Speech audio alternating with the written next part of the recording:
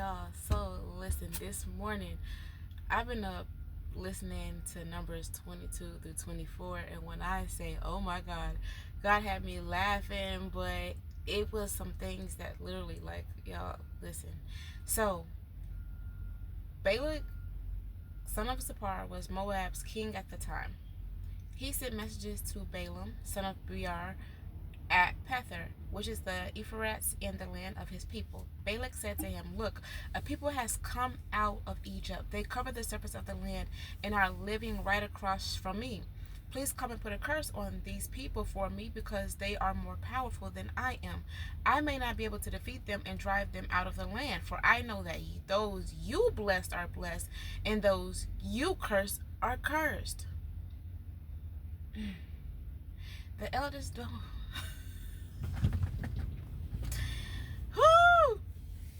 The elders of Moab and the Midian departed with fees for divination in hand. They came to Balaam and reported Balak's words to him. He said to them, "Spend the night here, and I will give you the answer the Lord tells me." So the officials of Moab stayed with Balaam. Then God came to Balaam and asked, "Who are these men with you?" Balaam replied to God, "Balak, son of Zippor, king of Moab, sent this message to me. Look, a people has come out of Egypt, and they cover the surface of the land. Now come and put a curse on them for me. I may be able to fight against them and drive them away."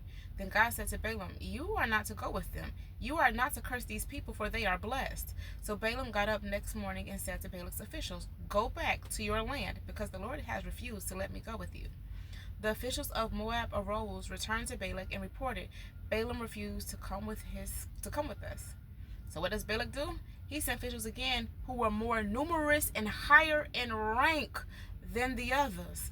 They came to Balaam and said to him, "This is what Balak, son of Zippor, says, let nothing keep you from coming to me, for I will greatly honor you and do whatever you ask of me. So please come and put a curse on these people for me." But Balaam responded to the servants of Balak, "If Balak were to give me this house full of silver and gold, I could not go against the command of the Lord my God to do anything small or great. Please stay here overnight as the others did, so that I may find out what else the Lord has to tell me." God came to Balaam at night and said to him, "Since these men have come to summon you, get up and go with them. But you must only do what I tell you." When he got up in the morning, Balaam saddled his donkey and went with the officials of Moab. And I'm going to stop right there. People know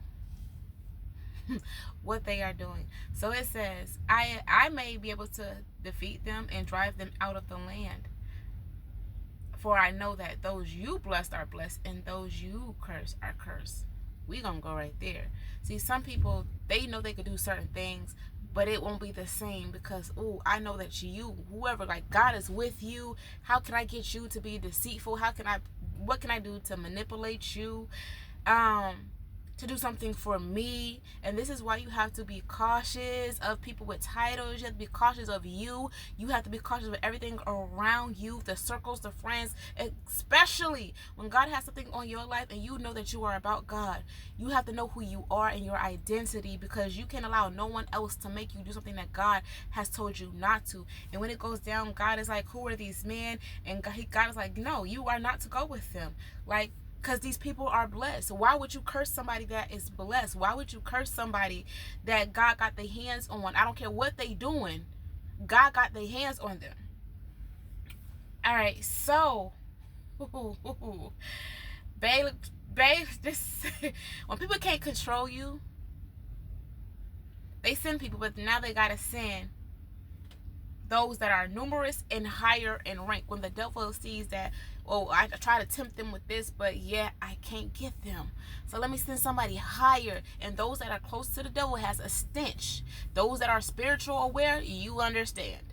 God taught me this on my journey. Those that are close to the devil, they have a stench to them, and it's disgusting and it stinks. All right, and God came to Balaam at night and said to him, "Since these men have come to summon you, get up and go with them, but you must only do what I tell you." What confused me with this was, and this is why I feel like I feel like God tested Balaam on here, because that for 21 says that. But then 22 says, but God was incensed that Balaam was going. God was furious. God was furious because didn't I just tell you don't go? But see, sometimes God gotta test us. Like, I'm gonna say this, but I want you to see. I want to see what you're going to do. I want to see what you are going to do. Are you going to give yourself to the hand of the enemy? Are you going to fall for the devil's trap? Are you going to follow that leader? Are you going to go in your own ways? If I tell you no, be still, like you can't do anything, will you sit and be still?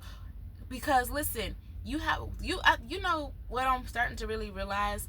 It's the people that have been in church all I'm happy that I haven't been in church all my life.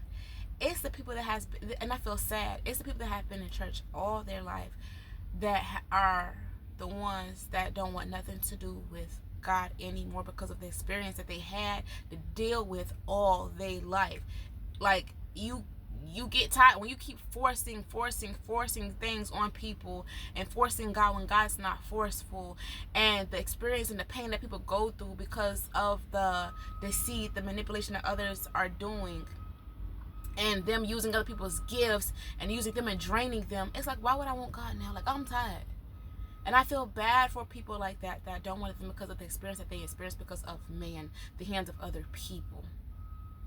And they fall into the trap because while they're trying to learn, they didn't really get a relationship for themselves. So they were just under people and following the rules. This is why you have to be mindful of, as pastors, of yourself, and as those that you appoint that is going to be under you, to make sure that the vision that God is giving you, that the people that you appoint, and that you have the assistant pastors that you have under you, because if they don't have their own church, they are assistant pastors. If they decide to be under you, they are assistant pastors. So when you can't do it, or when you out of town, they come up, because that's exactly what they are.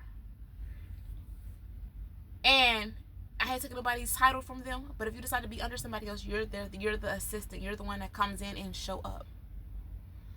All right.